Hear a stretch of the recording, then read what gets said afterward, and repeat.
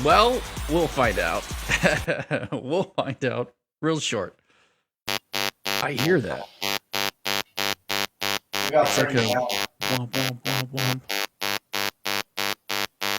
That's a real high-end speaker over here. Yeah, that was it. That's That was weird. it. That is weird. I can still hear you just fine though, so we can roll Okay. with this. All right. Well, it's Friday. How are you? I'm doing all right. It's a beautiful Friday. Yeah, it really is. It really is. How is the weather down there in Tampa?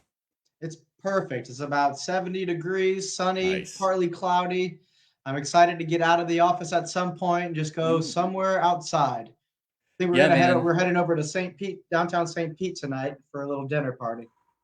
That's awesome. That's Yeah. really, really good. We have our gym that we've been going to for almost 10 years now. We get together once or twice a year with some of the veteran members, so to speak, and Oh, just have a little cool. social. That's awesome. Yeah, we the weather up here has been good too. We've had it's been cold, very cold in the mornings, and it's been perfect for just going for a run. So I've been getting like at least a mile in each day, and then trying to do some sort of exercises to try to get back into shape. There we Yeah, go. yeah, been working on it. I have All yet right. to find like a gym nearby or anything like that. So I just haven't had time for really any exploring. It's been constant stuff. So You'll get out eventually. yeah, I will. I will. And all right. So you texted me and said that you wanted to talk about some of the. I was okay. Let me say it this way. I was talking to a senator this week, and he Hmm. mentioned to me that he was talking about his years of experience, and he was talking about how it's so important for people to learn how to be problem solvers. And enough people talk about problems. Enough people know all the details with problems, but not enough people are interested in being useful or helpful in solving those problems. And it was funny to me because then you texted me and you were like, "Hey, I want to talk about a case where we kind of help problem solve through it for the client." And I was like, "Okay, I think that's perfect. I think that's perfect. It fits right along with like the theme that I keep hearing kind of come up." So I'll follow your lead. Dive in wherever you wish, and then I'll ask questions if I need to. Yeah, so this is a scenario that we encounter quite often. It's the he said, she said scenario. So when you think about a four-way stop sign intersection or just a standard intersection with red and green lights, what can happen is, you're moseying along, minding your own business. You stop at the stop sign or go through the green light as you would, and all of a sudden, bam, the other party blows through the stop sign, blows through a red light, and T-bones you. But then they get out and they said they had the green light or that you ran the Oh, stop sign.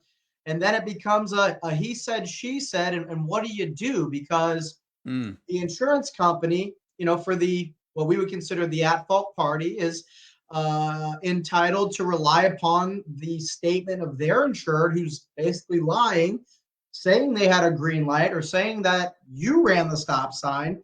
And then mm, we have, ourselves stating the opposite. So, right. so how do you, what can happen? Well, pursuant to the law, 50-50 isn't enough. There has to Mm, be something additional to get over that hurdle when you have two parties saying that the accident happened completely separate ways. So yeah. whether that's dash cam footage, obviously that's the best, Okay. but for practical purposes, most people don't have dash cams. And so the next best thing that we are able to utilize is witness statements, which is why I always tell everyone, friends, family, on these podcasts, when you're in a crash, your adrenaline's rushing, you're checking on everybody. What Yeah. really needs to happen is you got to look around and see if there's any bystanders or gawkers that are looking at you. Hmm. You got to get up to them and get their information, Right. because sometimes that independent witness who just says, "Yeah, I saw it," the other guy ran the red light, that's Right. enough.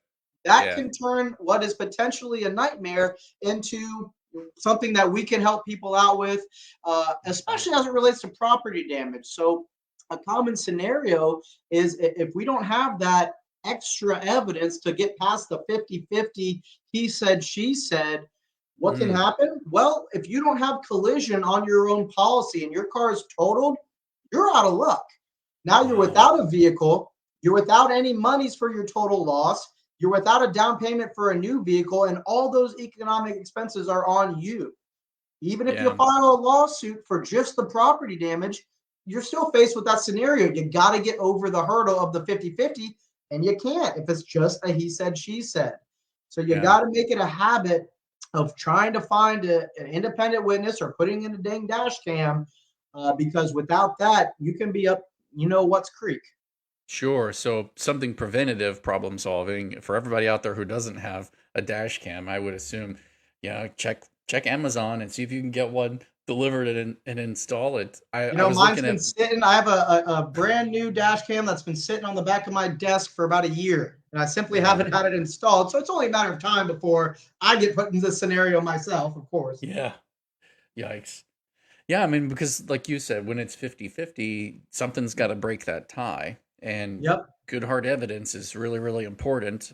Another thing Bystander that is you good can do too, but too is, this has happened rarely, but it has happened is you're let's say there's a bank or a gas station or some store that mm, has exterior surveillance cameras. right, You know, sometimes you're able to go in there, let the owner or the manager know what's happening to you, the hardship you're facing, and oftentimes they'll be willing to provide that information, but it doesn't mm-hmm, always face the intersection. And if you don't really have a clear shot of right, a green or red bulb or the accident itself at a stop sign, yeah, that won't be helpful. But every now and then we'll get a footage from a store that actually shows who was in the right, who was in the wrong, and that can be used as well. So make sure you look, at the intersection, see if you happen to see any cameras about, and see mm-hmm, if you can get that footage, because it's either footage from a store, dash cam footage, or a witness statement in the he said, she said scenario. And without mm-hmm. that, you're out of luck. Do passengers count, or like I don't, because I don't know exactly how the witnesses stack up. Do they count as a bystander and for this purpose? Yeah, they do. Independent witness is better, but a passenger is better Mm, than nobody. But obviously, it goes to the argument is, well, credibility. Well, of course, this right, person is a friend of has of the something in. driver. Of course, they're going to come to Hmm. their aid, etc. Right. But it is helpful. But even if when put under oath, a lot of passengers are looking out the window, or they're texting or not paying attention. Right. They don't really remember who had the green light. Hmm. And again, so yeah, a bystander is helpful, better than nobody. But Gotcha. that independent other person outside of your vehicle is the best in these Yeah. cases. That makes perfect sense. That makes perfect sense. Yeah.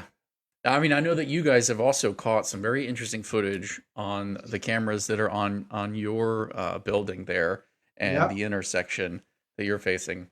And my Um, dad is the first one to run out there and provide it to the officer when he sees it. He loves doing that. yeah, man. Well, if everyone was that proactive, it would be great. But you Yep, guys yep. are. It'd be nice. Oftentimes no one stops anymore. Everyone's in their own worlds. Everyone's in a hurry. But even if you stopped and said, Yeah, "Hey, here's my business card," if anyone ever needs to get a statement from me as to what I saw, I'd be happy to oblige. You don't necessarily have to stand around for 2 or 3 hours out of your day. Just shoot them your contact information. Go hmm, about your day.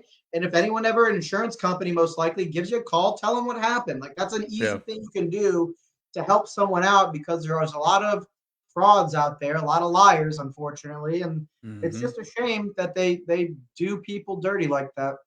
It really is. I was as you were talking, I was thinking I heard a Mitch Hedberg joke this week where because I like to listen to that on Pandora, and he's like, I got business cards, and on one side they say potential free lunch winner. It's like just to put them in, and I was like, it's not a bad idea to just keep a set of business cards that are just personal contact information on you that Yep. aren't necessarily related to your job, Mm-hmm. so that you can be useful in moments like that if need be and make it easier. There's so many digital ways to share contact information now though, so Yep. perhaps that's kind of a I've done moot that point. several times. This was a long time ago, back in my days where I was going out to late night events, we'll say, and I was in an Uber, and we're going Mm, across the bridge from downtown Tampa across to Harbor Island to mm, American Social, and we're stuck in traffic, and then all of a sudden, out of no, it's one lane going across, and all of a sudden, this girl is passing us on the right, like it's like a shoulder sidewalk. She's mhm. scraping up against my Uber driver's car, destroying her rims and her own vehicle. What? They the It was inexplicable. Then they get out, and everyone in the car is bombastic and aggressive, coming at my Uber driver like she did something wrong. And I, had to step in and say, whoa, Wow. whoa, whoa! I'm an attorney. I've called the police. I do this for a living. You guys need to go back to your car and get the heck out of here. And then, I didn't even wait. I gave the Uber driver all my contact. I said, if the police need to talk to me, have them call me. And then, 2 months later, I get a call from that girl's insurance company and a lawyer, both. She was trying to bring a claim against my Uber driver. And, I told him my credentials. I told him exactly what happened. And miraculously, everything disappeared in the Uber driver's favor. But, Wow. if I hadn't been in that car, she'd be Yeah. in for a real nightmare. Right. Yeah, because they Jeez. had four people in their vehicle, all lying, all of them committing Right. Of fraud. course. And Of the, course. the poor Uber driver is just trying to make a living dealing with all this mess. So fortunately, I Yeah. was in the vehicle. I was able to help her out. But Yeah. that was a wild Wow. one. Yeah, that's wild. I'm sure you have many more stories like that, but I also know that you're extremely busy and need to get back to work Oh and all yes, the things that you do. So, thank you for making the time. I know that Paul, he's doing his annual guys trip thing, and we needed someone here, and so thank you for popping in to keep the podcast consistent and exactly. bring some interesting stories.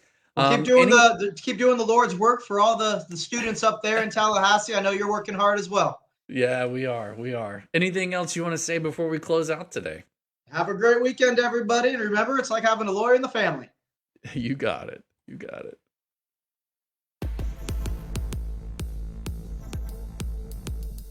Read and read. It's like having a lawyer in the family.